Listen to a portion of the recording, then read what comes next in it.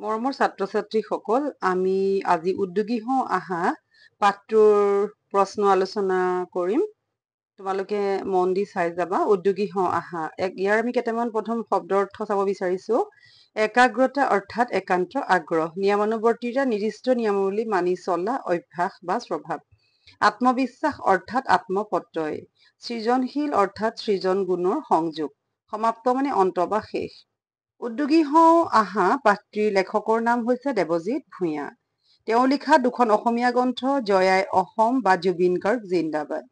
তেওঁ লিখা ইংৰাজী গ্ৰন্থ butterfly and the black hole. 10ম শ্ৰেণীৰ শ্ৰেণীকোঠাত সোমোৱা শ্ৰেণী শিক্ষকগৰাকীৰ নাম কি? প্ৰকাশ গোস্বামী। শ্ৰেণী শিক্ষকগৰাকীয়ে আলোচনা কৰিবলৈ লোৱা নতুন বিষয়টো কি আছিলে? এজন ব্যক্তিয়ে কেনেকৈনো নিজক এজন উদ্যোগী ব্যক্তি হিচাপে গঢ়ি তুলিব পাৰে। ইয়াৰ পিছত আমি চাওঁ এজন উদ্যোগী আৰু কৰ্মহীন নিবনুৱাৰ মাজত থকা ক্ষুদ্ৰ ব্যৱধান কি? এজন উদ্যোগী আৰু কৰ্মহীন নিবনুৱাৰ মাজত থকা ক্ষুদ্ৰ ব্যৱধান হ'ল এলাহ। এজন সফল উদ্যোগী হবলৈ কি কি গুণৰ প্ৰয়োজন? এজন সফল উদ্যোগী হবলৈ ধৈৰ্য, একাগ্ৰতা, নিয়মানুৱৰ্তিতা, সময়ানুৱৰ্তিতা, আত্মবিশ্বাস আৰু হাৰ নমনা মনোবৃত্তিৰ প্ৰয়োজন। কোকা-কোলা কোম্পানীৰ বিজ্ঞাপনটোত কোৱা কথাটো কি? কোকা-কোলা কোম্পানীৰ বিজ্ঞাপনটোত কোৱা কথাটো হৈছে eat cricket, sleep cricket, dream cricket, drink cricket. Narayana Murthy কোন? নাৰায়ণ মূৰ্তি হ'ল ইনফোচিছ কোম্পানীৰ প্ৰতিষ্ঠাপক। তেওঁ ভাৰতবৰ্ষ তথা বিশ্বৰ এজন সফল উদ্যোগী। বিজিত ছাৰক উদ্যোগী সম্পৰ্কে কি কৈছিলে? বিজিত ছাৰক উদ্যোগী সম্পৰ্কে কৈছে যে উদ্যোগীসকল হ'ল এনে ব্যক্তি যিয়ে নিজে ব্যৱসায় বা উদ্যোগ আৰম্ভ কৰি কোনো বস্তু বা সেৱা বিক্ৰী কৰি নিজৰ জীৱিকা উলিওৱাৰ লগতে আনকো কৰ্মসংস্থান দিবলৈ সক্ষম হয়। প্ৰথম অৱস্থাত উদ্যোগীয়ে কি কৰিবলৈ সাজু থাকিব লাগে? প্ৰথম অৱস্থাত এজন উদ্যোগীয়ে জোতা চিলাইৰ পৰা চণ্ডীপাঠ সকলো কৰিবলৈ সাজু থাকিব লাগে। লগতে সৰুতে চাইকেল শিকাৰ দৰে পৰি উঠিবলৈও সাজু থাকিব লাগে। থমাছ আলভা এডিছনে ইলেক্ট্ৰনিক বাল্ব তৈয়াৰ কৰোঁতে বাৰে বাৰে বিফল হৈ কি কৈছিলে? থমাছ আলভা এডিছনে ইলেক্ট্ৰনিক বাল্ব তৈয়াৰ কৰোঁতে বাৰে বাৰে বিফল হৈ মন্তব্য কৰিছিলে, মই বিফল হোৱা নাই, মাত্ৰ বুজিলো যে 10,000 ধৰণে ই কাম নকৰে। অতিৰিক্ত প্ৰশ্নোত্তৰ। GNRC হস্পিটেলৰ স্বত্বাধিকাৰীজনৰ নাম কি? শ্ৰী নোমল চন্দ্ৰ বৰা। ডাউনটাউন হস্পিটেলৰ স্বত্বাধিকাৰী কোন? শ্ৰী নৰেন্দ্ৰনাথ দত্ত। নেম কেয়াৰ হস্পিটেলৰ স্বত্বাধিকাৰীজনৰ নাম কি? শ্ৰী হিতেশ বৰুৱা।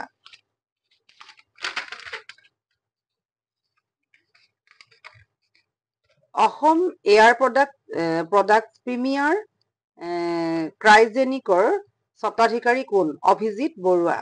এগৰাকী প্ৰখ্যাত অভিযন্তাৰ নাম লিখা। Shri JN Khataniar. Electronic bulb তৈয়াৰ কৰা বৈজ্ঞানিকজনৰ নাম কি? Thomas Alva Edison. Alexander Graham বেলে পোনপ্ৰথমে কাৰ আগত তেওঁৰ আৱিষ্কাৰ প্ৰদৰ্শন কৰিছিলে? আমেৰিকাৰ ৰাষ্ট্ৰপতি ৰাদাৰফোৰ্ড। জেৰক্স মেচিন কোনে আৱিষ্কাৰ কৰিছিলে? চেষ্টাৰ কাৰ্লছন। কোনে এটা বস্তুৰ বজাৰত ভালদৰে বিক্ৰী নোহোৱাৰ কাৰণ কি আছিলে? কোনো এটা বস্তু বজাৰত ভালদৰে বিক্ৰী নোহোৱাৰ কাৰণ কি আছিলে? যোগাযোগ, কমিউনিকেশ্যন বা উপস্থাপন, প্ৰেজেণ্টেশ্যন ভাল নোহোৱাৰ বাবে বিক্ৰী নহয়। মেনেজমেণ্ট শাস্ত্ৰৰ গুৰু কোন? Peter Drucker. উদ্যোগীসকলৰ মূলধনৰ যোগান ধৰা এটা সংস্থাৰ নাম লিখা। Indian Institute of Entrepreneurship, IIE।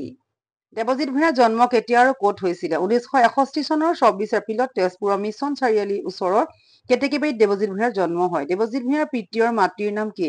পিতৃৰ নাম সুৰেন্দ্ৰনাথ ভূঞা আৰু মাতৃ মনোৰমা ভূঞা।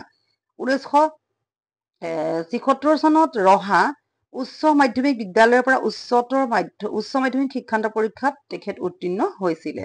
1984 চনত অসম অভিযান্ত্ৰিক মহাবিদ্যালয়ৰ পৰা বৈদ্যুতিক অভিযান্ত্ৰিক বিভাগত উত্তীৰ্ণ হৈ পিছত বঙাইগাঁও শোধনাগাৰত অভিযন্তা হিচাপে তেওঁ যোগদান কৰে।